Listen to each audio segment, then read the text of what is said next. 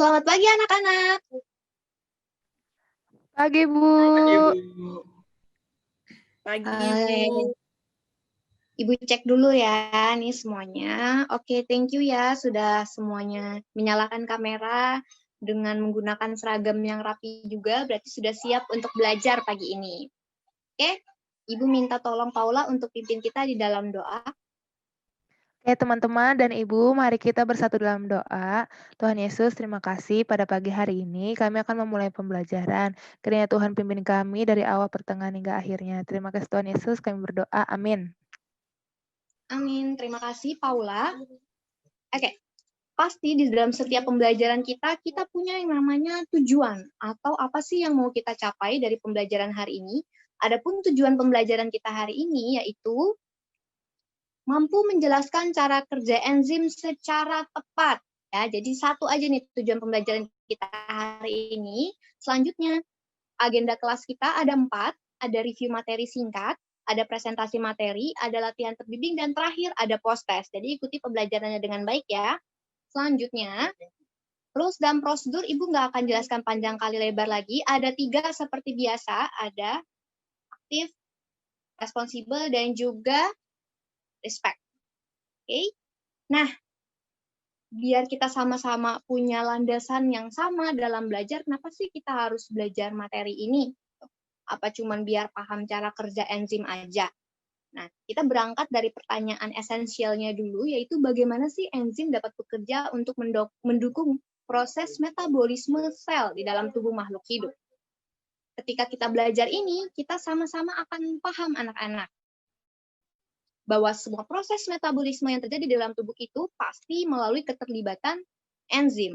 Kita juga sudah belajar ya minggu lalu sifat-sifat enzim, di mana enzim yang spesifik itu akan bekerja sebagai katalisator pada setiap proses kimia yang terjadi di dalam tubuh makhluk hidup, seperti manusia. Dengan 2 cara, ada yang lock and key theory atau induced theory yang hari ini akan kita pelajari lebih detail. Dan merefleksikan hal ini, keteraturan dan keselarasan cara enzim tersebut harusnya dapat menuntun kita untuk semakin kagum gitu ya, betapa agung Allah yang menciptakan proses tersebut sehingga enzim itu punya cara kerja yang unik loh, sampai akhirnya bisa mendukung, menopang kehidupan makhluk hidup. Masih ngambang nih Bu, maksudnya gimana? Nah, kita akan pelajari lebih lanjut, lebih detail. Jadi, materi kita kan ada 3 bagian besar. Minggu lalu kita sudah belajar komponen dan sifat-sifat enzim, hari ini kita akan belajar cara kerjanya. Lanjut, Ibu bantu kalian recall biar lebih nyambung belajar hari ini. Ada enzim protein sederhana, ada yang kompleks, next. Sambil cek catatannya. Terus kompleks enzim itu ada yang komponen non-protein, ada komponen protein ya. Ini ada gambarnya biar kalian lebih ingat lagi, biar nyambung sama pelajaran hari ini. Lanjut, sifat-sifat enzim. Ada banyak ya, waktu itu kita belajar ada biokatalisator, bekerja secara spesifik ya, ada termolabil berupa koloid, bersifat bolak-balik, atau reversible, enzim dapat bereaksi dengan substrat dan asam maupun basa. Oke, kita akan sama-sama berpikir nih hari ini, apa sih keterkaitan dari pembelajaran minggu lalu sama pembelajaran hari ini? Ada yang bisa bantu Ibu untuk jawab? Silakan. Saya mau coba, Bu. Oke, silakan Juven. Kan hari ini kita belajar tentang cara kerja enzim. Jadi, minggu lalu juga kita belajar mengenai struktur dari enzim itu sendiri bagaimana. Jadi, kita harus tahu strukturnya dulu agar kita mengetahui bagaimana cara bekerjaannya. Begitu, Bu, kalau dari saya. Good. Bagus poinnya ya, benar banget. Selain itu, ada lagi nggak yang mau kasih input lain? Apa sih keterkaitannya? Catherine mau coba, Bu. Ayo, silakan Catherine. Jadi kemarin kan kita belajar kalau misalnya enzim itu memiliki salah satu sifat yang namanya biokatalisator, yaitu mempercepat reaksi. Dan enzim itu bekerja pada salah satu substrat. Nah, hari ini kita akan belajar tentang bagaimana sih enzim itu dapat melekat kepada substrat tersebut. Oke, thank you Catherine. Ibu pertegas ya, berarti kita bisa tahu bagaimana enzim bisa berfungsi karena ada nih mekanismenya. Gitu. Harus terbentuk yang mana kompleks substrat enzim terlebih dahulu sampai akhirnya bisa jadi biokatalisator yang akan kita pelajari hari ini. Terima kasih ya untuk Catherine dan juga Juven. Dan untuk anak-anak yang lain mungkin udah punya jawaban, di lain kesempatan bisa dibagikan ya. Sekarang kita masuk ke dalam materinya, yaitu cara kerja enzim. Oke, ikuti baik-baik, jangan mencatat dulu, tapi perhatikan karena habis ini ada kesempatan untuk kalian mencatat. Yang pertama, yaitu teori gembok dan kunci atau lock and key theory. Coba anak-anak perhatikan, Ibu sudah kasih animasi. Kalau anak-anak juga bisa bayangkan, ini Ibu juga punya gembok dan kunci. Enzim dan substrat dari animasinya punya bentuk yang bersesuaian, ya enggak? Sehingga bisa saling menyatu dan berikatan membentuk kompleks enzim substrat, sehingga nanti bisa berproses, akhirnya akan terbentuk produk. Artinya apa? Sisi aktif enzim dan substrat punya bentuk yang saling bersesuaian. Itu kata kuncinya ya. Sama nih kayak gembok sama kunci. Kunci ini cuman bisa membuka atau mengunci gembok yang sesuai. Kunci ini nggak bisa dipakai untuk gembok yang lain. Cuma bisa pakai gembok yang ini ya. Gitu. Sama seperti itu. Itu ilustrasinya biar lebih mudah paham. Selanjutnya, teori yang kedua. Perhatikan, ada perbedaannya pastinya dengan yang pertama. Kalau di sini anak-anak lihat, di situ dikatakan enzim itu sisi aktifnya fleksibel, yang putih di bawah itu ya, dan substrat itu yang di atas, yang warna abu-abu. Nah, karena sisi aktif enzim ini fleksibel, sisi aktif ini yang akan menyesuaikan bentuknya dengan substrat, sehingga akan terbentuk kompleks enzim substrat. Ilustrasinya apa nih Bu? Biar gampang ingat, biar gampang paham, kalian tahu bunglon?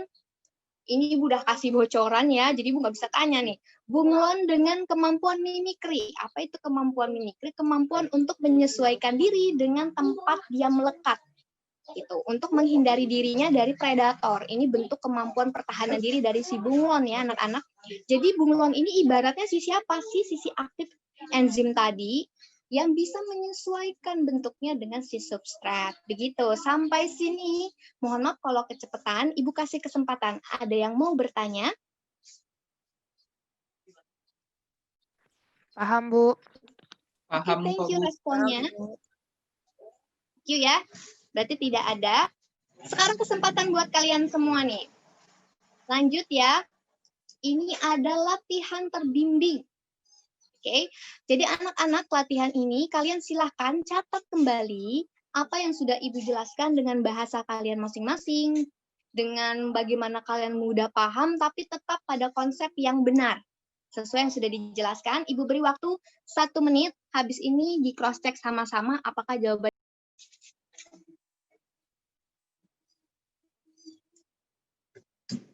Waktunya 1 menit.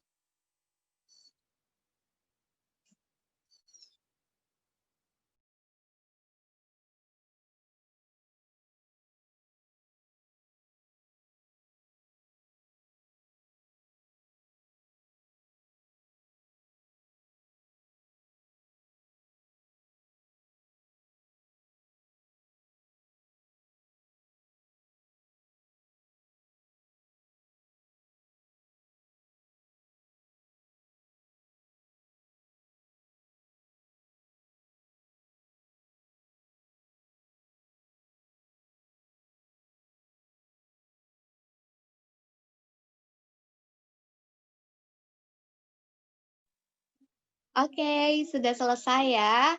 Kita cross-check sama-sama. Ibu kasih kunci jawabannya nih. Yang pertama, lock and key theory, teori gembok dan kunci. Coba anak-anak lihat, dari gambar-gambarnya, dicek apa benar nggak sih yang sudah saya tuliskan ini sudah tepat atau belum. Oke, sudah diperhatikan. Kata kuncinya tadi apa? Kalau lock and key itu, substrat dan sisi aktif enzim memiliki bentuk yang saling bersesuaian. Kalau industri teori, enzim punya sisi aktif yang fleksibel sehingga bisa menyesuaikan bentuk substrat sehingga mampu berikatan akhirnya membentuk kompleks enzim substrat. Demikian ya, ada yang benar jawabannya? Yang benar silakan angkat tangan. Gunakan fitur raise hand. Oke Rani benar, good. Yang lain gimana? Tidak angkat tangan berarti masih kurang tepat.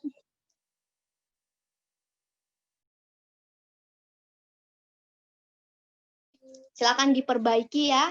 Silakan ditambahkan, mungkin masih ada penjelasan yang kurang. Oke, kita lanjut. Kita sama-sama mau menyimpulkan apa sih yang sudah kita pelajari sama-sama. Ibu udah dari tadi udah presentasinya jelasin, terus kan latihan terbimbingnya udah pahami. Sekarang ada yang bisa bantu Ibu nggak? Sampaikan apa sih yang kita pelajari hari ini? Silahkan. Saya, Bu. Oke, silakan Ayah. Jadi, kita hari ini belajar tentang dua teori lock and key. Jadi saya lock and key dan satunya lagi Induspeed. Saya akan menjelaskan yang lock and key, Bu. Jadi yang lock and key Sisi itu aktif enzim punya bentuk yang bersesuaian dengan substrat. kemudian nanti akan membentuk kompleks enzim substrat dan kemudian bisa menghasilkan produk, Bu. Oke, thank you Ayah. Jawabannya betul ya, sudah baik. Terima kasih. Sekarang selanjutnya, untuk teori yang kedua, siapa yang mau bantu simpulkan untuk kita bersama? Saya, Bu. Silakan Rani. Ya, jadi enzim itu ada yang punya sisi aktif bersifat fleksibel, sehingga dia akan menyesuaikan dengan bentuk substrat dan akan terbentuk kompleks enzim substrat. Gitu, Bu. Oke, good. Thank you ya Rani untuk jawabannya. Untuk anak-anak semua, sepakat nggak nih sama jawabannya Ayah sama Rani? Silakan raise hand. Atau ada yang mau ditambahkan lagi? Ibu lihat di Setuju, Bu. partisipan. Oke, Catherine sepakat. Juven gimana? Paula gimana? Setuju, Bu. Sepakat, Oke, Bu. setuju. Sip, berarti kita sepakat ya sama jawabannya. Oke, thank you ya untuk yang sudah bantu berdiskusi, sudah mau bantu menyampaikan pendapatnya. Itu kesimpulan dari teman-teman. Tapi sekali lagi Ibu ingatkan bahwa kita jangan cuma sekadar berhenti pada penjelasan bagaimana cara kerja enzim.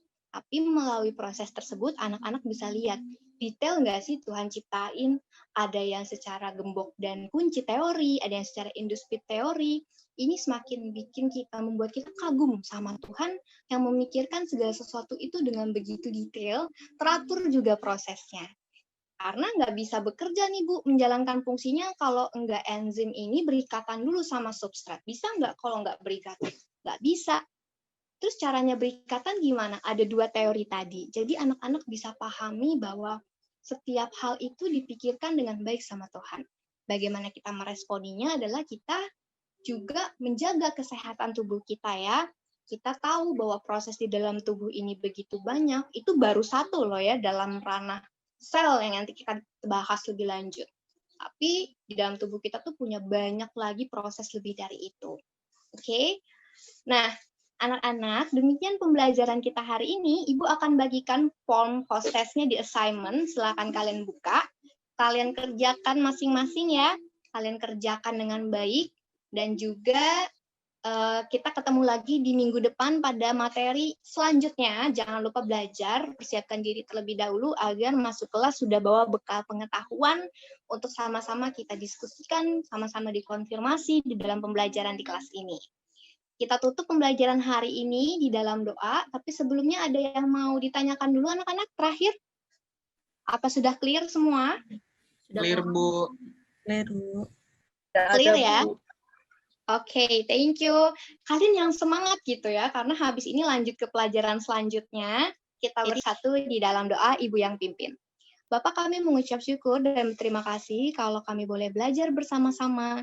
Kiranya apa yang boleh kami pelajari, kami bersyukur untuk setiap hal ini Tuhan. Mampukan kami untuk belajar dengan tekun, untuk semakin mengenal Engkau, semakin berhikmat atas setiap pengetahuan yang boleh kami terima. Di dalam nama-Mu Tuhan Yesus kami berdoa. Amin. See you semua. Sampai jumpa di pembelajaran selanjutnya. Tuhan Makasih, memberkati. Bu. Terima kasih, Bu. Terima kasih, Bu.